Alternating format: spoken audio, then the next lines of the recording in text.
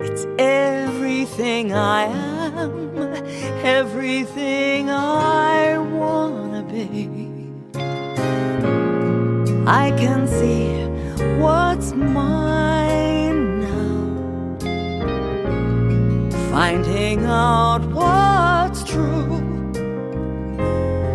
Since I found you,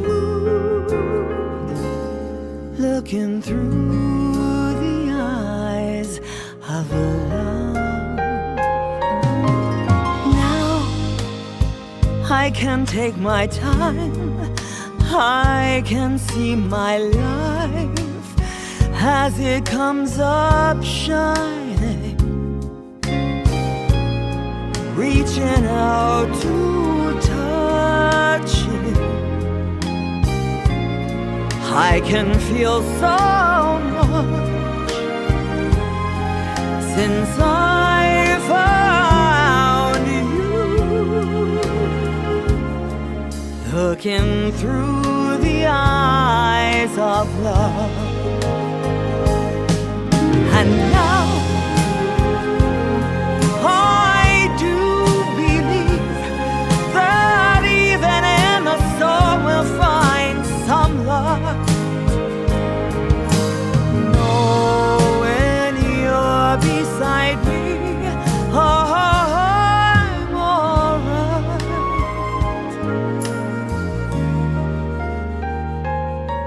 So please, don't let this feeling end. It might not come again. And I want to remember how it feels to touch you, how I feel so much since I found you, looking through the eyes of love.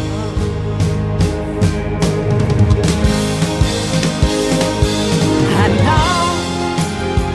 now I do believe that even in the storm we'll find some light. Know when you're beside me, I'm alright. So we'll be alright, alright.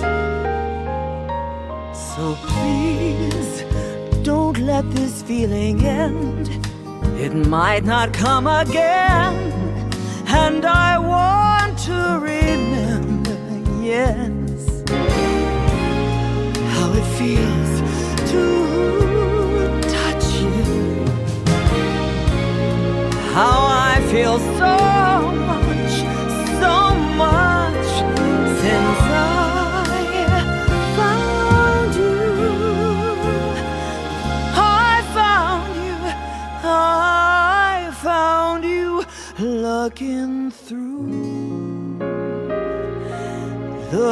through the eyes, looking through the eyes of love, love.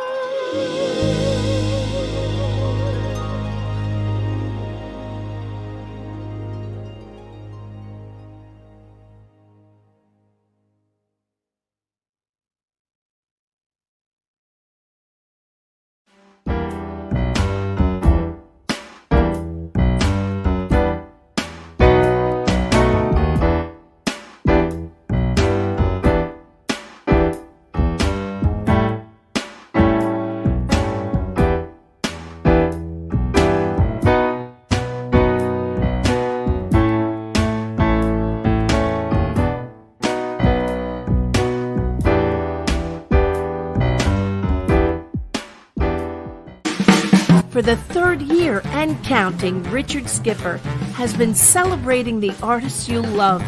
Richard Skipper is all about celebrating life, art, and his guest body of work. please join us while he showcases these diverse and talented individuals. Here's Richard Skipper.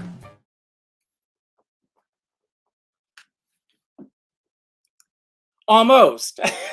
Hello, everybody. Wasn't that gorgeous? I mean, first of all, happy Saturday, everyone. As we careen towards the end of January, there's so much to be thankful for. Who or what are you celebrating today? I have so much to celebrate, and I want to celebrate, first of all of the great books that I have been reading and celebrating all this month. Those of you who followed the show know that all this month, I have been celebrating National Book Blitz Month, celebrating authors and their books. We've had some incredible authors, and we're going to celebrate a few of them today. Some of them you may not think of as authors, but authors they are. And I have a very special co-host today who I celebrate each and every day. She's more than a friend. She is a sister. She's a soulmate. I am so lucky to have her in my life. My life is a betterment because of Tess La Bella. But before I bring Tess on, I want to go back and celebrate some of the great authors that we've had on this show. Here are a few.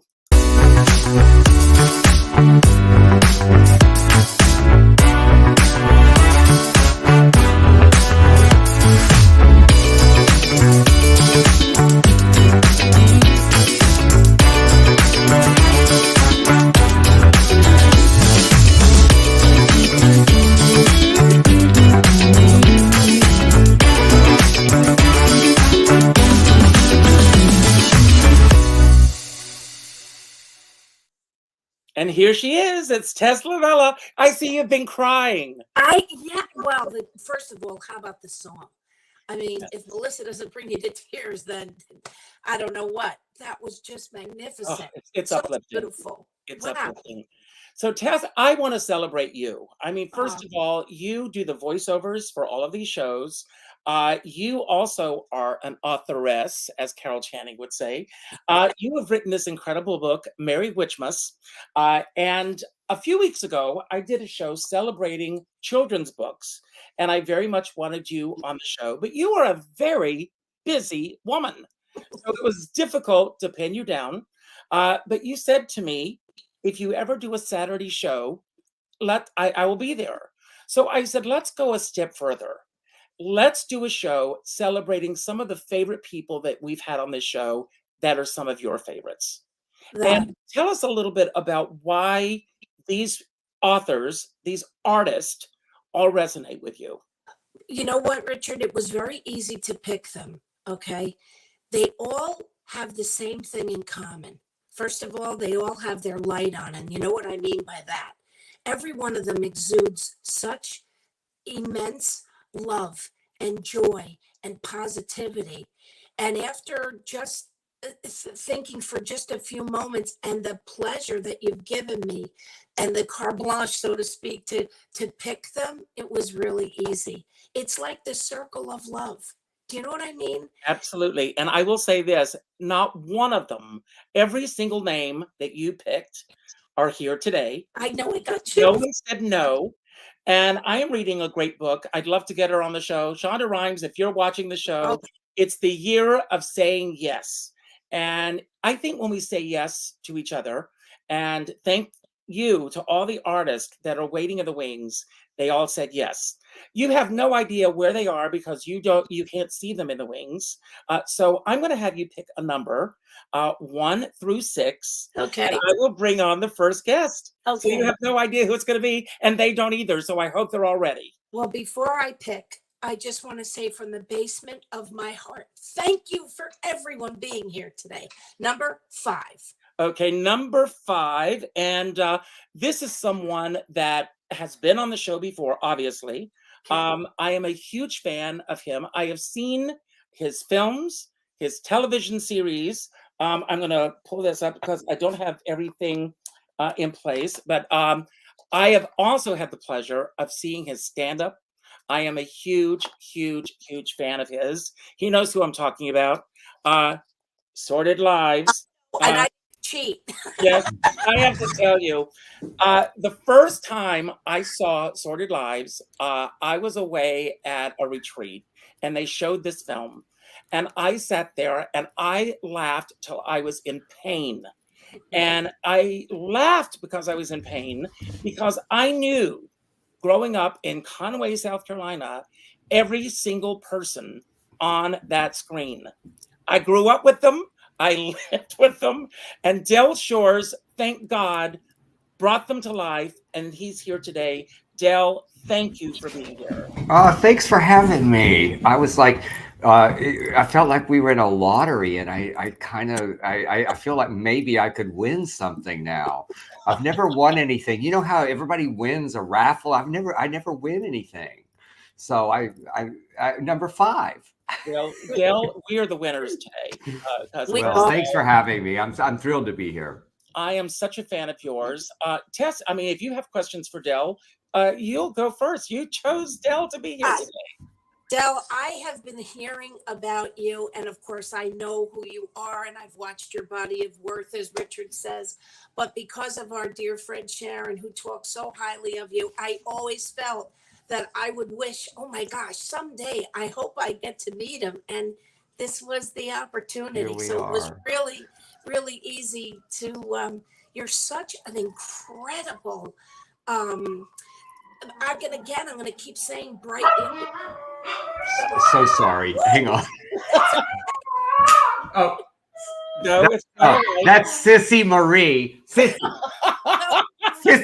You know, if you don't know I'm gay by looking at me, if I start calling the dogs names Sissy Marie, Bitsy May, Gracie Louise,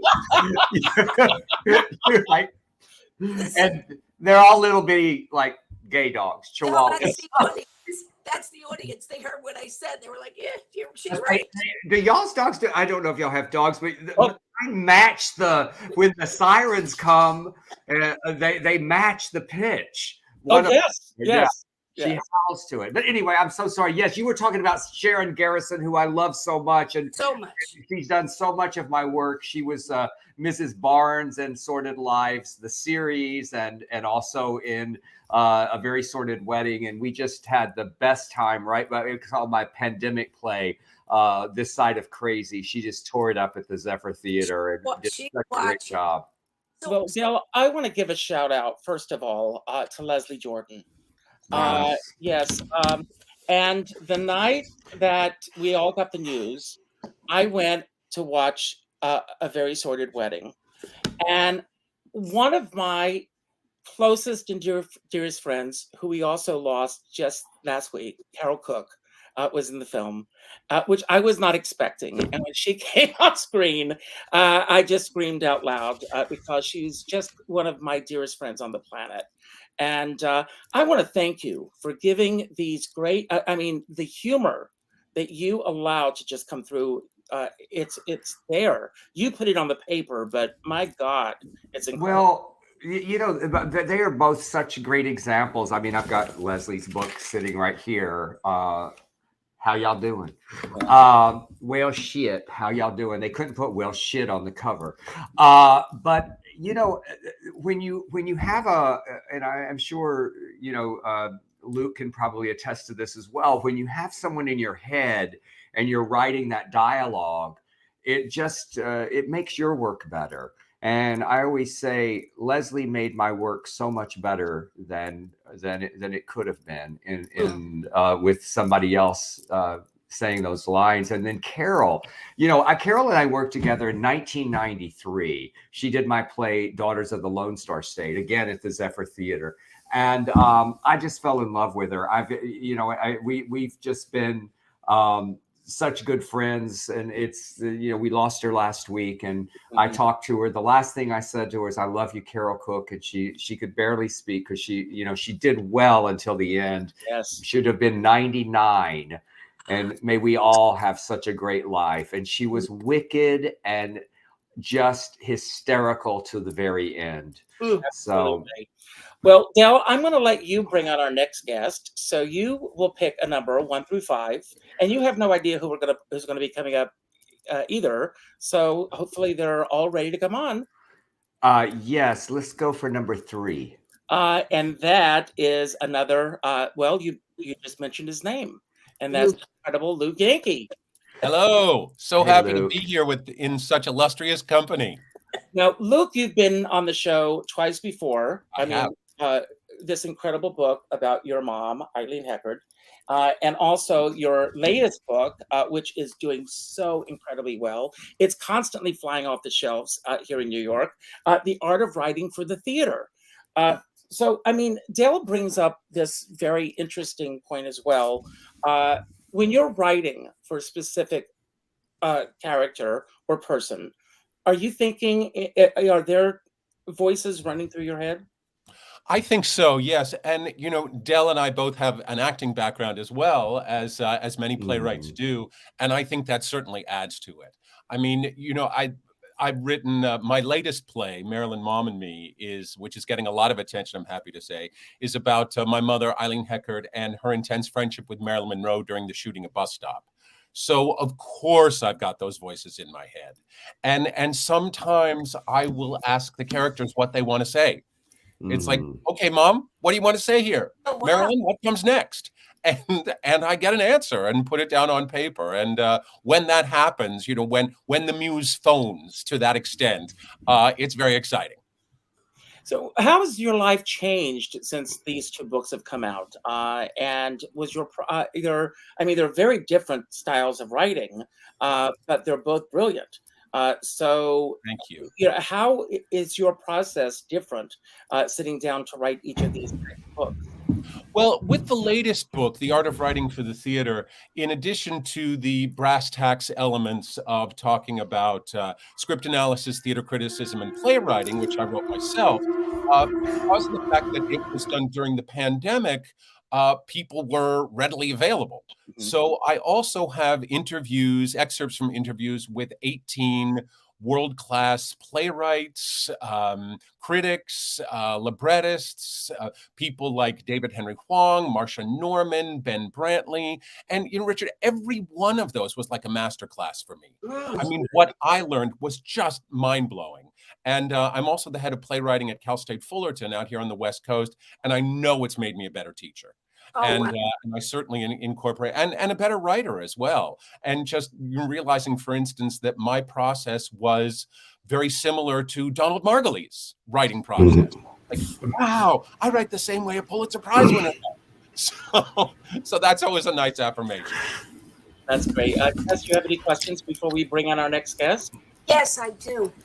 Luke, when you're teaching, what is that just makes you so passionate about getting what you want to get across? What is the passion that you want every student in your class to experience? That's a good question, Tess. I mean, I would love for them to experience a similar level of passion about writing that I do. Okay, wow. Oh, and if I'm able to convey that either through examples or through, is showing excerpts from these interviews with some of these great writers, or through reading an amazing play, or telling an amazing story of my mother's about her experience with William Inge or Arthur Miller or something like that. I bring all of that to my work, and I do my best to try and pass that on. That was a great answer. Thank you. Well, thank you. And Luke, you get to bring our next guest on. We've got the men on now. So now the ladies are all waiting in the wings. So there are 4 of them, 4 brilliant artists. So 1 through 4. Okay, 4. And she made it, everybody. That Oh, yay! She is here. And Ruta, the fact that you made it here, I can now honestly say I consider my ass kissed. I want all of your guests, along with you and my darling Tess, to consider your asses kissed. What a privilege to be with you. Thank you. And it's so lovely because I know we have lots of ladies on, but the 2 gentlemen that you have on, both Luke and Del, they're such gentle men. Now, Del has this acid tongue that makes everybody laugh, but underneath it all, he is a pussycat. He's a lovely human being, and I just adore him. And Luke and I only do funerals together. Oh, We've done a few Like, benefits no matter too. where we We've go, done some we are fundraisers speakers too, at Ruta. some friggin' funeral or other. And I'm just so sorry that we have lost our beautiful Carol Cook. Oh, yeah. I wanted to show you something. The last Christmas card I got from Carol and the dummy, and I call him the dummy, her husband. Tom, Isn't yeah. it gorgeous the way they're done? Oh, he does those. worked He with does so Tom. many of those. I Ruta, worked with I mean, Tom Yeah. on a show, a two-parter, where he played a deaf mute. So I called him the dummy, and he's been the dummy ever since then. Oh, And he refers to himself that way. So let's everybody send up a kind thought and a prayer for that fabulous Dame Carol Cook. my card is sitting on my piano, and number one, I don't know how, but every year my birthday card arrives on the actual day of my birthday. And That's this has been marvelous. going on for 10 years. Me too. yeah. You know, so Carol once said to me, she said, you know, I tried to help him out once, but he told me I screwed everything up. Oh, It's Oh, such God, do I love detailed work. Yeah, you know, he glues all kinds of wonderful little tchotchkes on everything. It's a true gift to get one of these, and I'm so proud to be on their list. So, Ruta, your amazing book. Consider Your Ass Kissed. Everybody, if you haven't read this book, you cannot put it down. It is just incredible. I want to ask, how has your life changed since the book came out? Well, there is interest from Ames, Iowa, and East Overcoat, Missouri, and Bad Breath, Montana, and everywhere that I never thought that I would touch. And yet writers and critics and whatever from everywhere and people that do interviews are reaching out to me. So I love that part.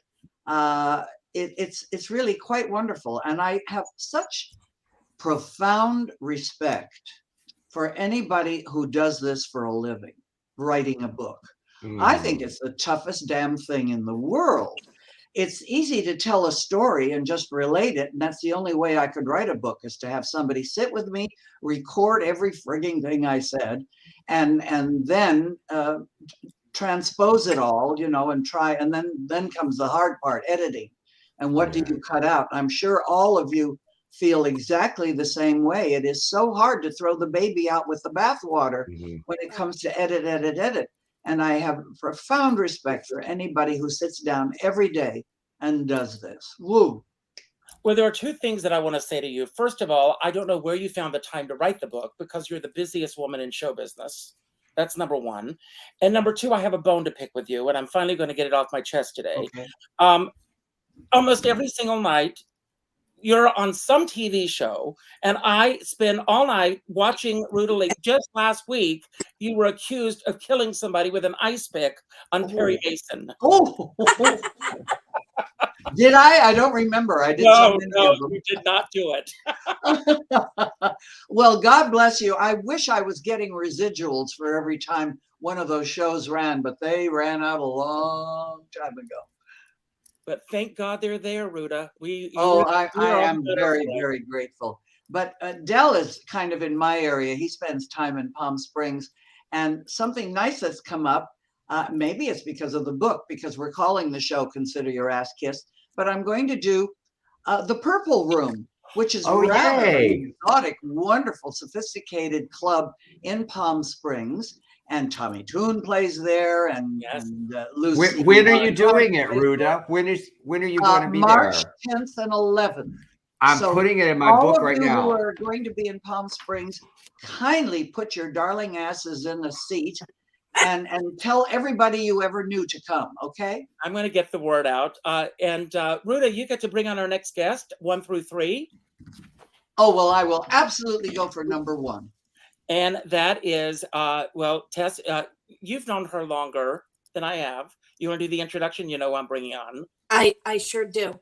So this woman is a powerhouse singer, entertainer, gives her heart and soul, and is constantly in service to people. When she and her amazing husband, Richie Schweitzer, please meet Jill Schweitzer. She's an author of the new book, Contemporaries Singer's Blueprint. Did I say that right? That's right. You got it. You got it right. Okay. So, hello, Jill. Welcome back to the show, first of all. And it's such a thrill to have you here again. How is are you getting a lot of gigs now that the COVID veil seems to be lifting? Well, firstly, thank you. And in such fine company. I mean, I feel overwhelmed with all of the careers and the creativity of all the folks on the show. So firstly, just, creativity, yay, like in all the different forms. It's inspiring. Yes, thank goodness COVID and the pandemic is over. My husband and I did a radio show for 8 years. And during that time, we did these living room concerts and radio shows from our living room. So, we kept it going and it was fun. Our living room became a television studio, it was really fun. But it's so nice to be back in front of live audiences. And, this is all I've done, for 32 years. This has been my life. I chose to, make entertainment my life like all of you did. And it's terrifying and it pays off really well, but it's also, scary at times. But it's what we got to do. And you've written how many books now? This is my second. I've written one work of fiction. This is my second book of nonfiction. Now, this is an incredible textbook. And not only is it a great textbook, but you have also interviewed, like almost everyone here, incredible artist. Anne Hampton Callaway did the foreword for the book. Marilyn May as a part of the book. Nicholas King, all these incredible artists. What is the one common thread that you feel that all of these great artists have in common that elevates them to the level that they are in the music industry? Whoa, Nellie, that's a good question. The common thread. I think going back to what Tess was saying earlier, speaking with Luke, it's passion. I mean, you have to have passion because the business is so very competitive and not stable. And, there's no 401k, there's no health plan. If you don't have passion to drive you, I don't know that you get very far. I think you just get the day job. I'm just going to get the day job. I'm going to, you need that just overwhelming passion. And I don't think that's something you can conjure. It's something you have. Would you all agree? Oh, yeah. Yes, absolutely. Oh, So, Ruta just said, writing a book is and Carol Channing once said, writing a book is a very lonely profession. Do you feel that this book is a result of, obviously it's an incredible book. I love this book and I refer to it all the time. But do you think this book came about more readily because of COVID? No, actually, the publisher that wanted me, the first one I wrote was 2006, and the publisher wanted me to write an updated, edition because things have changed so rapidly and profoundly in the music business. I mean, just at light speed. It's so very different. The first book I'm writing about, go on MySpace, Where is MySpace? Yeah. So things had changed. And I thought, oh, the pandemic, that's when I'll do it. Perfect. I didn't do a damn thing. I just was surviving. I was not in creativity mode at all. So it was coming out of it and being in front of audiences again that got that excitement and fire and go, oh, this is what I got to share. And I need to tell about this. And I need to, interview this person and get that nugget and that pearl of wisdom. That's great. Tess, you have a question before we bring on our next guest? Yes, actually, it's not a question. It's just something that I found fascinating. When I was thinking about all the people that I love and that are here today, when Jill happened to be telling me that when she found out that Melissa Manchester was going to be on, she had a little story about the Royal Room. So Jill, would you tell it?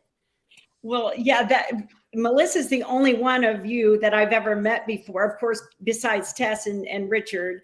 But Melissa Manchester appeared at the Colony Hotel in Palm Beach, where my husband and I worked for 10 straight years as the house band, residence band. But there was a Royal Room cabaret in the hotel. And so that's where I got my master classes for 10 years. The incredible talent that came through. My husband and I went early every single week to sit in the back and watch greatness. And there's passion.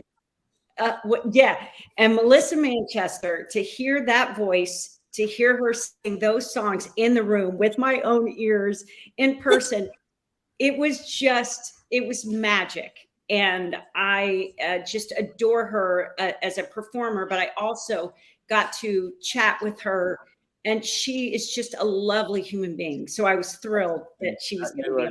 Absolutely right on that issue. Well, we're going to bring on our next guest, two incredible artists waiting in the wings, and you get to bring either one or two. Let's go with number one, baby. And I have to tell you, this Dee, she doesn't know this, but she's a guru to me, or a goddess. She's a goddess because Born, which I know, Luke, you are reading currently. I have read through this book probably 4 or 5 times. It's just an incredible book. And each time, and Dee, this is a testament to you, each time I read it, I learn something new. Oh, I'm so touched. Really, thank you. And first of all, I want to be very clear. I have never received a card from Carol. It's true. Put a heart out, baby. I got lost in the list somewhere.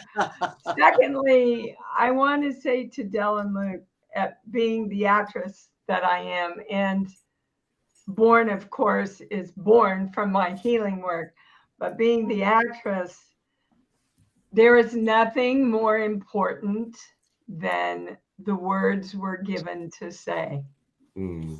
If we don't have the words,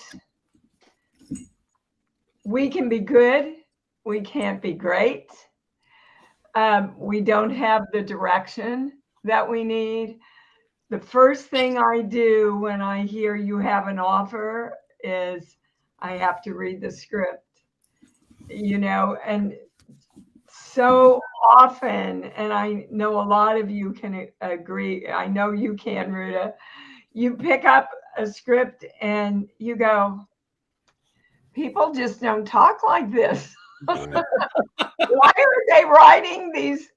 This is like a line that somebody studied for 5 minutes to figure out how to form it, not the way people talk. So thank you. Well, Dee, I always when I teach my students, I teach at Northwestern State University in Louisiana every year now as their guest artist. The first day I always make my playwriting students go to a diner and just listen to people, because I say, we always get the worst, and you actresses can attest to this, is that polite conversation. You say your line, I say my line. You say, and I say, just mess it up. We are not, we just interrupt, and we, Man after my own heart, baby. So, I've had the chance to work with a lot of great directors, and they know that. They give you, the really good directors give you the room, right, to make those words your own, or talk at the same time, or talk over somebody, or whatever. So, but I just thank you, because that's where, at least as an actress, that's where all my work starts. And it's interesting, as a healer, my books come through my channel.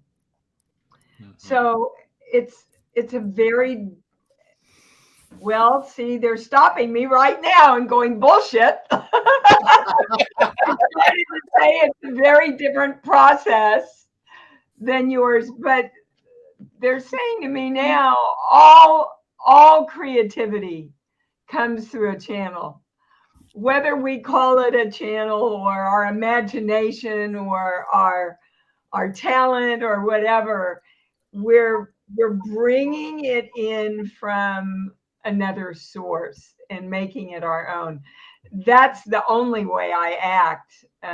Since studying with Charles Conrad, I don't break down anything or research anything. Well, if I have to play something physical that I really need to know the physical manifestations, but I don't really work on a part. I turn it over and let her come through me. Wow. And when I heard very clearly, because I do a lot of private sessions every week, write a book during COVID, because I get up every day and go, okay, what can I create today? And I heard, write the book, not a book, the book. And I knew exactly what they were talking about, because in all my private sessions, everybody intellectually knows the creation process if they've studied it over the years, but very few people live it. And if you don't live it, you don't manifest. You know that. We have to come forward and be in harmony and excitement and passion, like everybody's talked about. And if you're not in alignment with that, it doesn't come. Absolutely. So easily. I want to go back to something that Dale said, and then I want to bring on our last guest who's waiting in the wings, and then we're all going to have a conversation about creativity. But Meryl Streep once said in an interview that her greatest regret about fame was that she could no longer go into a diner and eavesdrop on the people around her. Very interesting that you bring that up. And I speaking of channeling, Melissa Manchester, her camera's not on for some reason. There she is. Hello, Melissa. First of all, we opened with your incredible, this is a new recording of this song from a few years ago. Yes, but I thank God for your revisiting so many of your songs and giving them through different eyes now. And you're looking at these songs in a different way. Where did the idea for all of that start for you?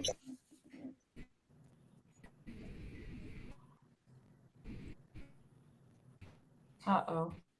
I hope we didn't lose her. While we're trying to get her back, I just wanted to say, is she on, Richard? Sorry. I was so touched by the pictures and what the pictures represented with the words. I was bawling because here come the tears. There's no one more important in my life and who I've become than my mom and my family. And it just really, really touched me, Melissa. Melissa, do you want to try going out and coming back in again? I'm going to take you off. Just log back on, and I'm hoping that we're going to get a better connection. So let's go. That's how I felt. It made me cry through the whole thing. Oh, yeah. It was so beautiful. It just opens your heart, doesn't it? You know what else is beautiful? The fact that all of us are sitting on the same screen, thousands of miles apart from each other, and talk about magic and how wonderful. We should have background music just for us.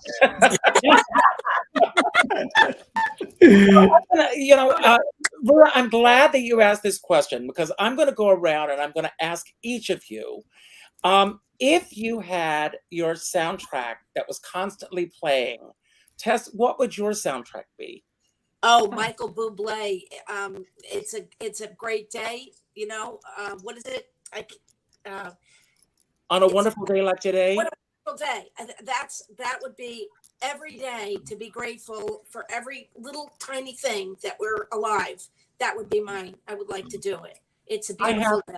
I have a morning mix. I begin every day with this playlist, and it's all songs of optimism. It's all Broadway up tunes, and many of Melissa's songs are on that list.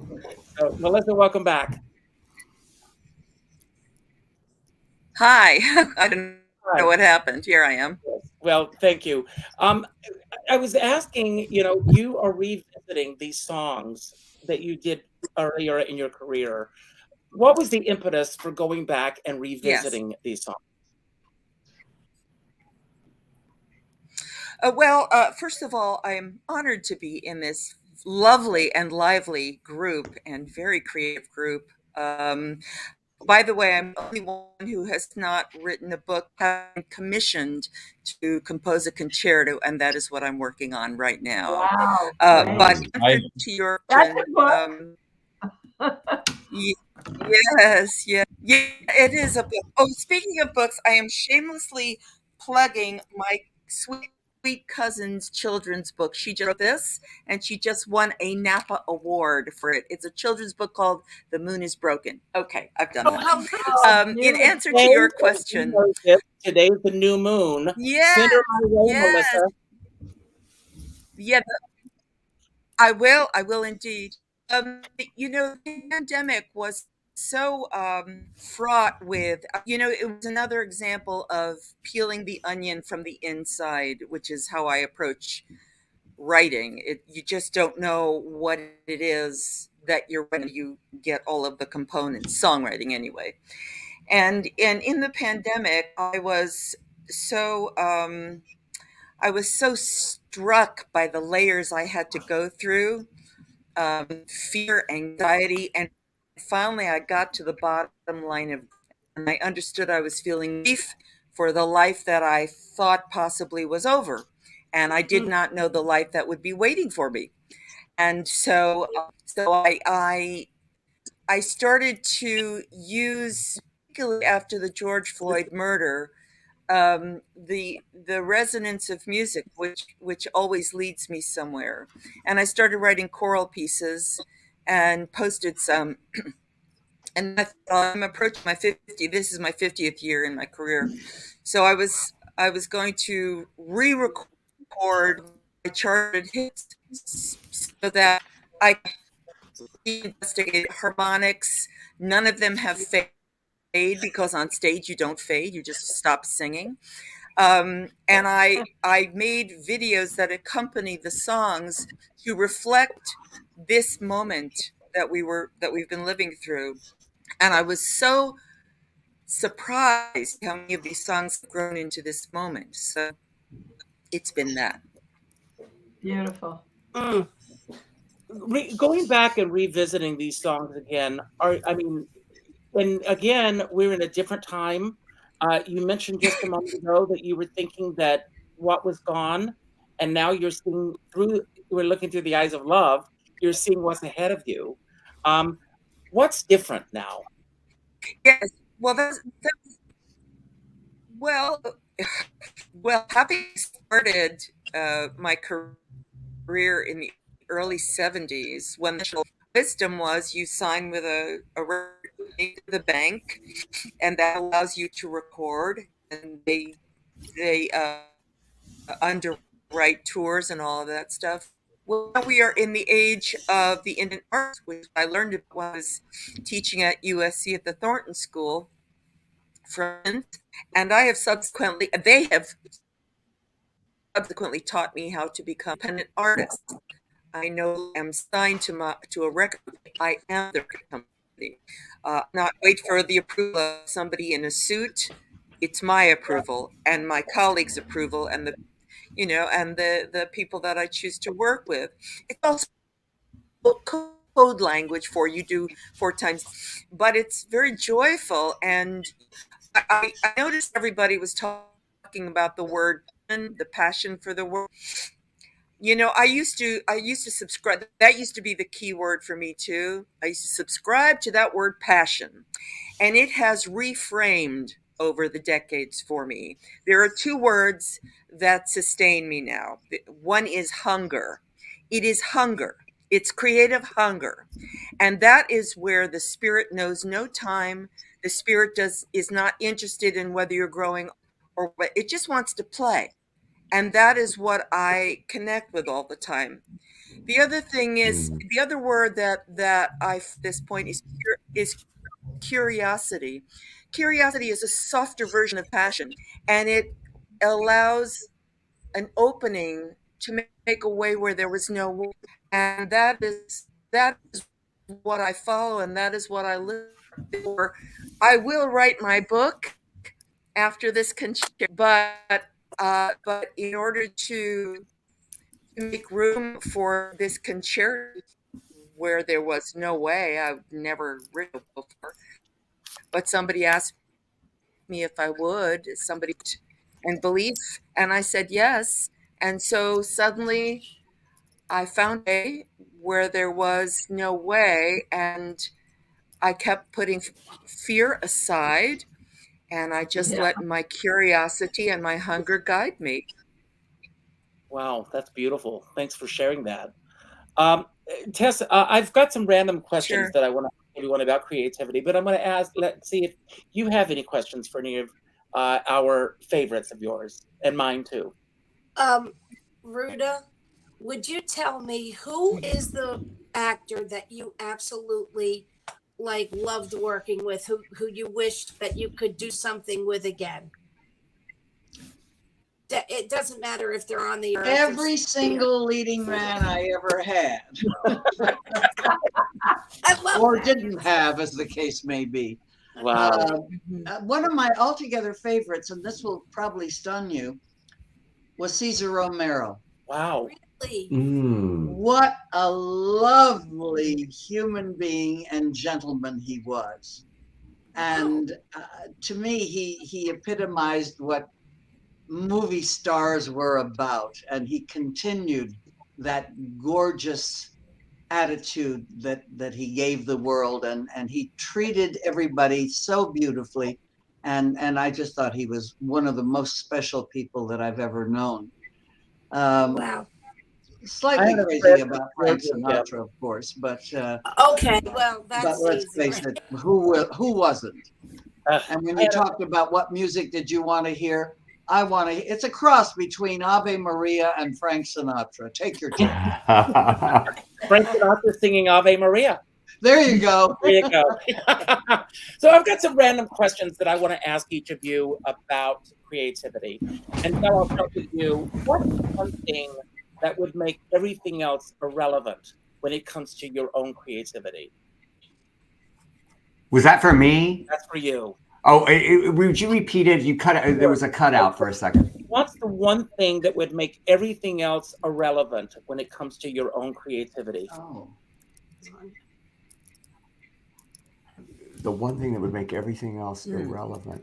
Well, I guess my mom, because if my mom was, I've said this often, my mom was the high school drama teacher. My dad was a Southern Baptist preacher, and so theatrics on both sides of the family. But my mother, when I was a kid, she paid us $1 to read a play or a book. And finally, I read so many that I broke her. She said, and she didn't have to do. There was no incentive necessary anymore. So I would not be doing what I do if it weren't for my mom. So everything would have been irrelevant, Sharon Garrison's in the room. She played my mom as Latrell in a production of Sordid Lives, and I always described her as a loving, controlling bitch. But she was amazing fuel for my creativity. God bless our moms. Oh yes. Yes. Amen. Yes. Jill, when, where, and how did you find your own work ethic in this business when it comes to your creativity, and how do you hold on to it in this business that's constantly changing? You said work ethic. Work ethic. To Melissa's point, when you said that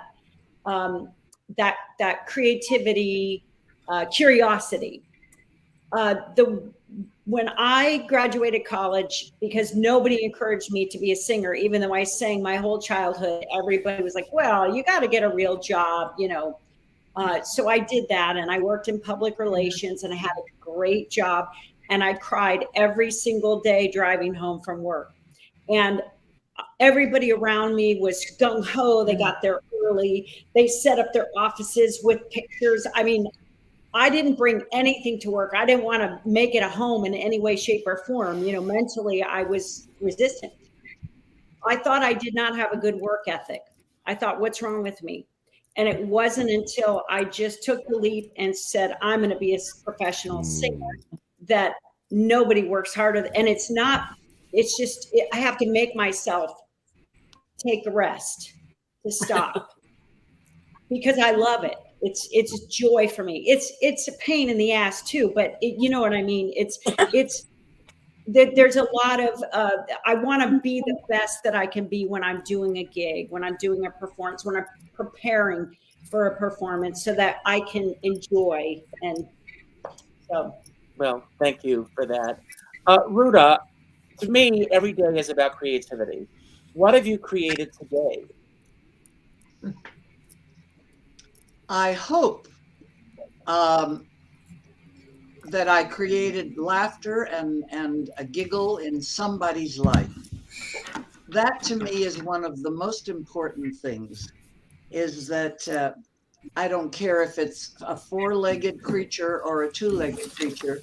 I would like them all to think of me with fondness, and on my tombstone I left everybody with a smile.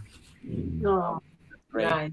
Thank you. Beautiful. You do. And I do want to give a shout out to your beautiful shining diamond who's there with you, who is, I just love Judy so much.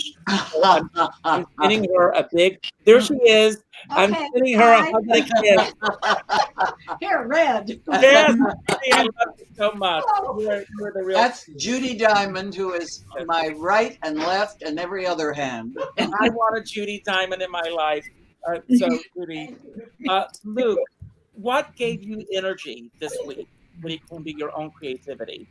What gave me energy this week is that I have a weekend place in Palm Springs, and as Dylan and Ruta, and I've been out here for this week before I start back to teaching next week, and it has just, being out here, it's so expansive and so enlivening, and you know, I turn off the 111 and just sort of go. Mm-hmm. As I approach Palm Springs, seeing these gorgeous sunsets and sunrises, being here amongst the palm trees in this beautiful weather, and I cannot be in Palm Springs and not be in a space of gratitude. Oh, that's so as nice. I am most of my life, as I really strive to be. Well, Luke, Luke, I come to want Palm Beach. Come to Ah. Palm Beach, Florida, and visit us. Palm Beach is pretty fabulous too. Oh, yes. But I'm going to add to Luke's comment, and that is that I think one of the reasons also is that Palm Springs is so clean. Yes. And I think it's because the sun bakes all the garbage down to nothing. And it's absolutely fabulously clean. Absolutely. So, Luke, I want a full report from March 11th at the Purple Room. Will you send it to me? Oh, yes, absolutely. And I thank you. Thank you. Dee, I'm reading a great book called My Morning Routine. And it's My morning what? My Morning Routine. And it's all creative individuals, and they've all written about their morning routines. My question to you is, do you have a morning routine? Oh, in stone. Yeah. Wow. I get up and I check my phone. And then I go into my private back office and I do my breathing meditation. I do not walk out of my bedroom without doing that. And then I direct my day. I say, today, my intention is to be loved and take love out to everybody and everything I meet, and to magnetize love back to me, Oh, to right. be clear, to know, to create health, wealth, and happiness for myself and all my loved ones. So I am a big believer in starting your day getting yourself centered, because all creativity comes from us. We're the center of everything we create. So when we're in alignment and joy and passion and hungry, then we go out, and that frequency gets shot out into the world, and the world goes, hey, let's go play with her. So that's how I start my day. That's wonderful. And I'm going to bring up a comment. Dee Wallace, your book was best I ever read. Loved it so much. I won it from Richard Skipper the last time we were on the show. So, oh, thank you. Thank you, Natasha. Oh, lovely. Thank you. Melissa, when was the first time that you were aware of the power of your creativity?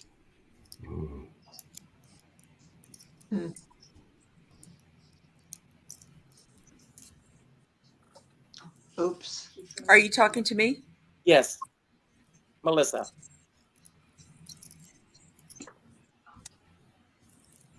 Oh, repeat. Sorry, you went. I'm sorry. When was the first time that you were aware of the power of your creativity?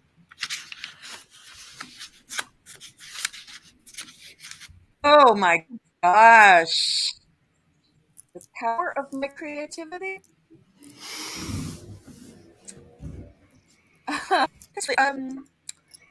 That's a complex question, because part of the question is, when was I aware of the power of creativity? Let me answer that first. Okay. When I was 5 years old, I first heard Ella Fitzgerald sing Gershwin. And I did not know what she was singing about, but it was a light. It was a defining light that informed my 5-year-old heart. You want to live in her neighborhood for the rest of your life, and anybody else who neighborhood too. From musical composers to performers to classical composers, and of course I was raised in a very creative family, so that was just my norm. But the power of my creativity, I'll tell you what was interesting. Carol Sager and I were writing partners for several years, and we were writing for me, and I was recording my songs.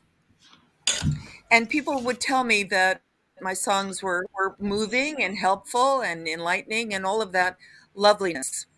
But at one point, Ms. Magazine, which was a new publication at the time, and the women's movement was a burgeoning movement at the time, Ms. Magazine created a PBS special, and it was called Woman Alive.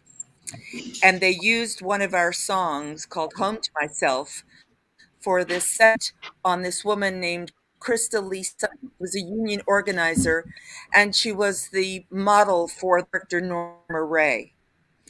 And there was a segment used in this television show. The scene actually is in Norma Ray, where Krista Lee Sutton just got out of jail. She takes her 3 babies, wakes them from their sleep. They all have different fathers. She explains to them that they will hear their mother be called Jailbird. And this is a true scene. And it was used in the film Norma Ray, but in the PBS special, they used our song Home to Myself to underscore the scene.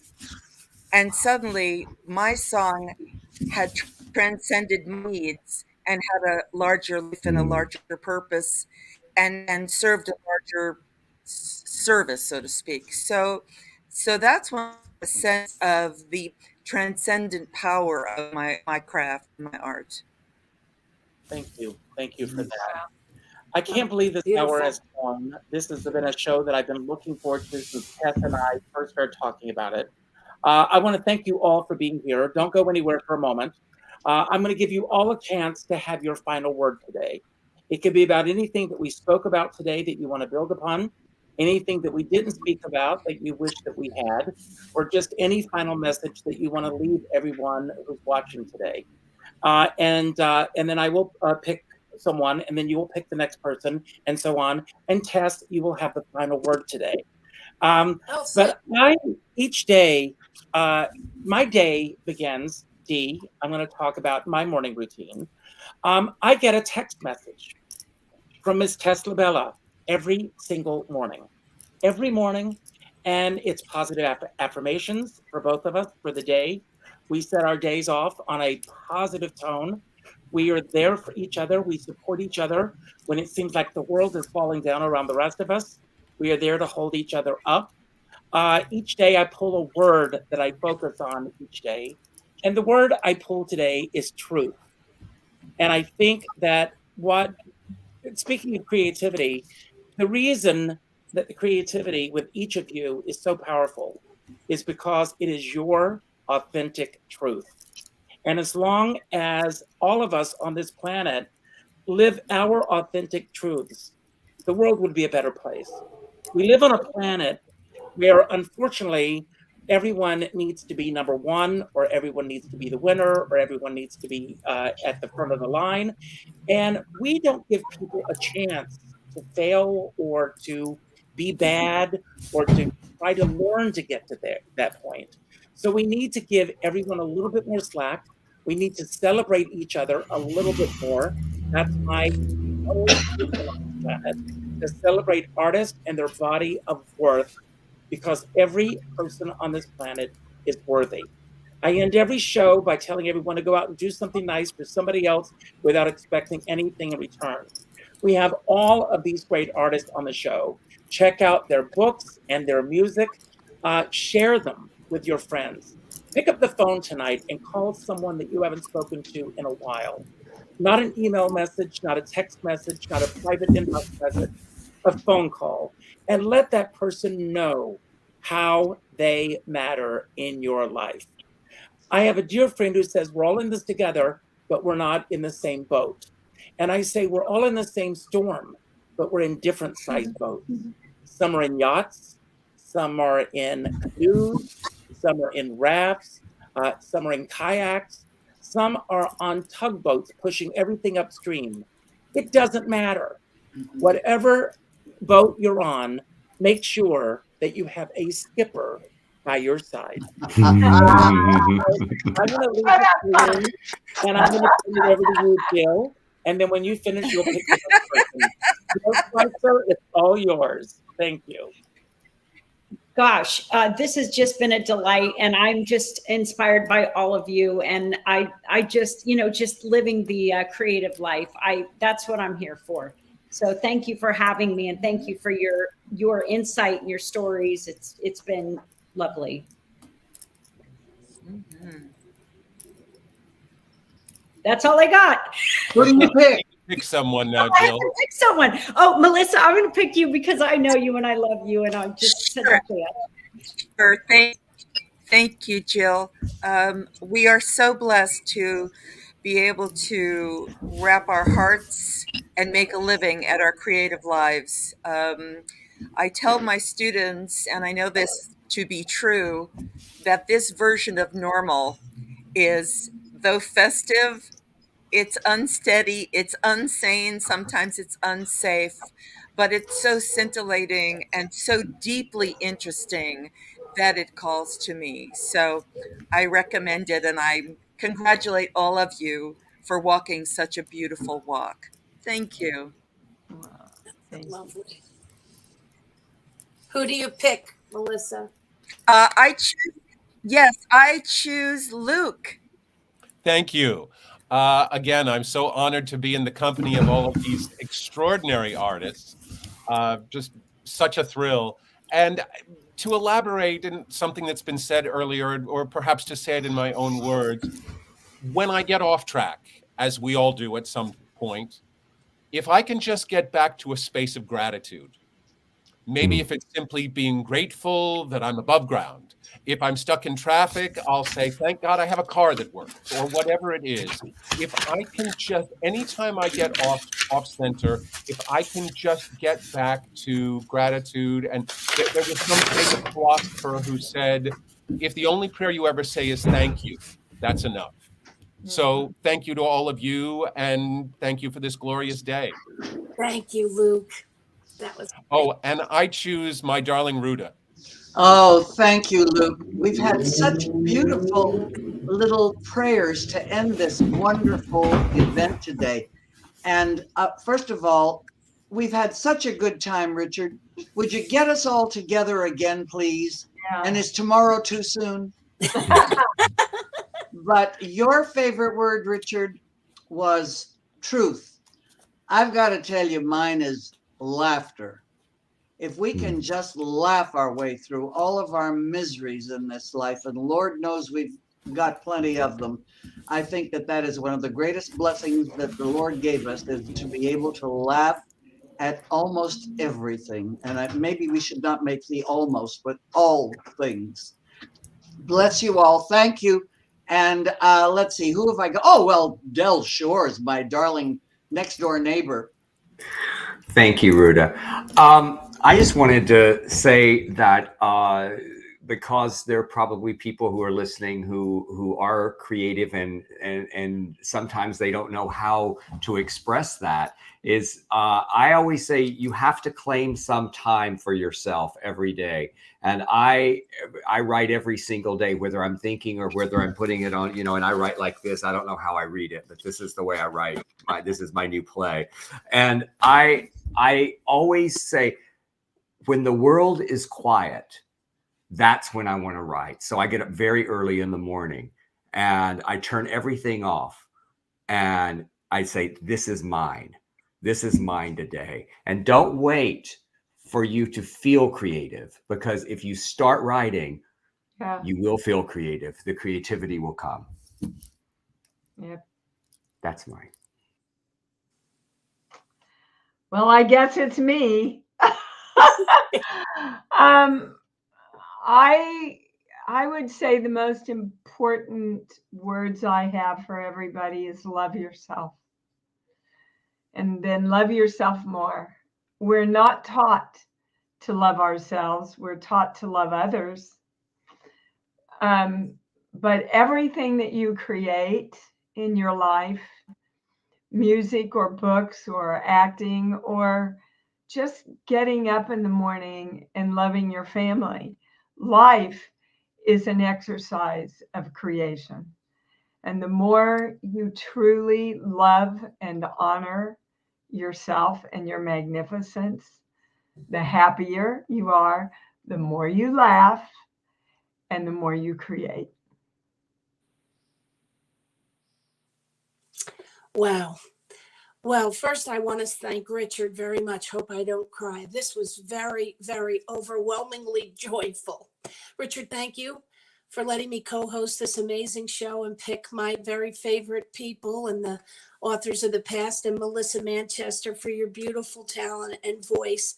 But thank you for inspiring and sharing your stories and being so vulnerable and honest and looking to laugh and be joyful about us all being together. The only thing that I wished was that I could have made a big Italian dinner, maybe some lasagna, antipasto, a little bit of bread and some salad and dessert, and had you all in my home and hosted it like that. And Richard, I just want to say, if you can make that happen, please do. Goodbye, everybody. Thank you again from the bottom of my heart. Let's go out and love one another. Mwah.